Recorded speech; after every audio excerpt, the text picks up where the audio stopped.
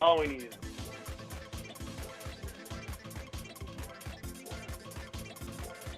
Rockford's home for Classic Rock, 96.7 The Eagle. Good morning, it's Double T, and it's time for Bar Comedy USA News. And live from the news desk, it's comedian Jer-Dog. Jer-Dog, what's happening today, buddy? Good morning, Double T. I am excited to talk to you today. I had a very exciting week as the guest judge, or one of the guest judges, at the World Series of Comedy kickoff here in Las Vegas last week. How do you get that gig? Well, you know, when you're Jer-Dog, you're going to get the gig one way or another. How much did you have to pay? Well, here, yeah, thanks. So if people aren't familiar with the World Series of Comedy, what exactly is the event? Well, it's a really cool comedy festival. It takes place nationwide over the course of several months, and it was created and founded by a comedian, Joe Lowers, as a way to give up-and-comers a chance to get seen by people in the industry, such as myself. You know, and it's funny, Joe and I actually go way back. We did several shows together when I was just first starting out, you know, in the late 90s, early 2000s. And somebody said, hey, you know, you ought to get this guy, Jeremy Danley, to come in as a guest judge because he produces the Pub and Grub comedy tour all over the country. And Joe is like, yeah, I don't know who that guy is. And then someone said, he goes by Jer-Dog. And he's like, oh, Jer-Dog? Yeah, bring him down. That is hilarious. That is so funny. So how did it go? What was your experience like there? It was a lot of fun. It's great to see live comedy. I got to tell you, it is a very difficult job to be the judge in a comedy contest. Yeah, I bet. You know what, Jer-Dog? I can compare it because for years I was a judge for the Hooters swimsuit competition, so I understand how difficult it could be. Oh yeah, I mean, I feel your pain, Double T. That's that was a rough gig for you, the judge of the Hooters swimsuit competition. So then, what were you judging him on then? Because obviously, if you got to that point, you're pretty darn good. I would say so. Every comedian up there had a pretty tight set, So from there, how do you compare one comedian to another and then give them a score based on that? It's really stressful, man. Like how do you compare a high energy physical comedian to say a deadpan one-liner comic? Yeah, I mean, it's totally different styles. Totally different styles. It's like comparing apples to space travel. I mean, they're both great. I mean, apples are tasty.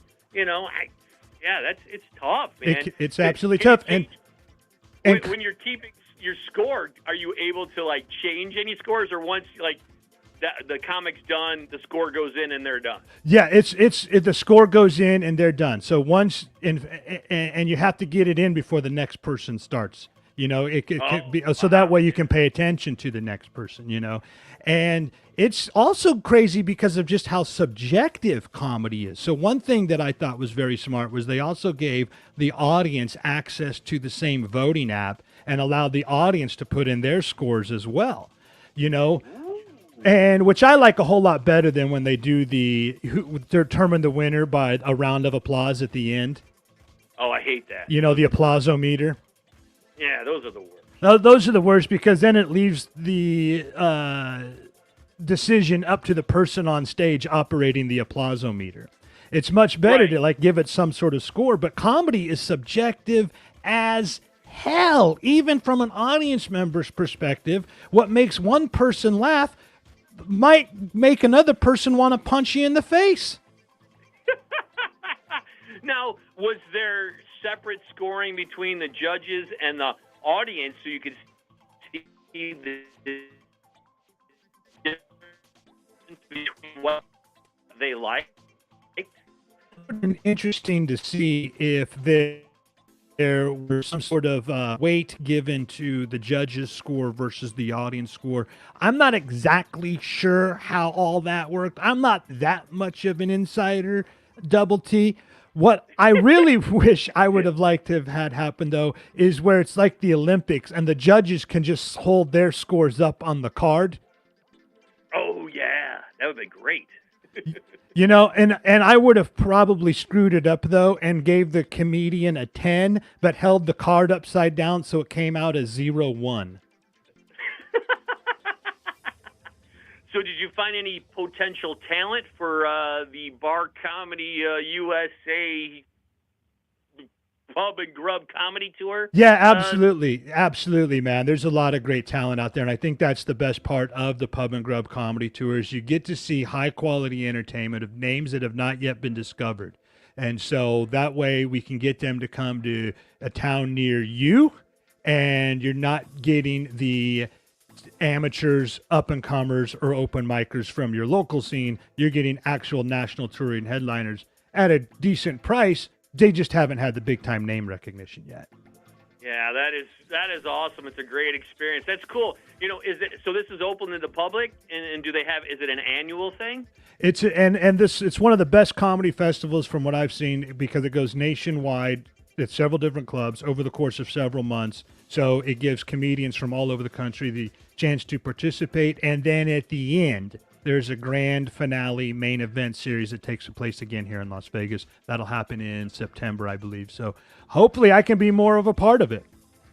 See, that is awesome, man. Really, really cool right there. Anything else going on? Hey, I got one quick news story, and this is something I wanted to talk to you a little bit about, Double T, because you've had a lot of experience attending comedy shows yourself. You've seen a lot of live comedy, and here's a story about someone famous.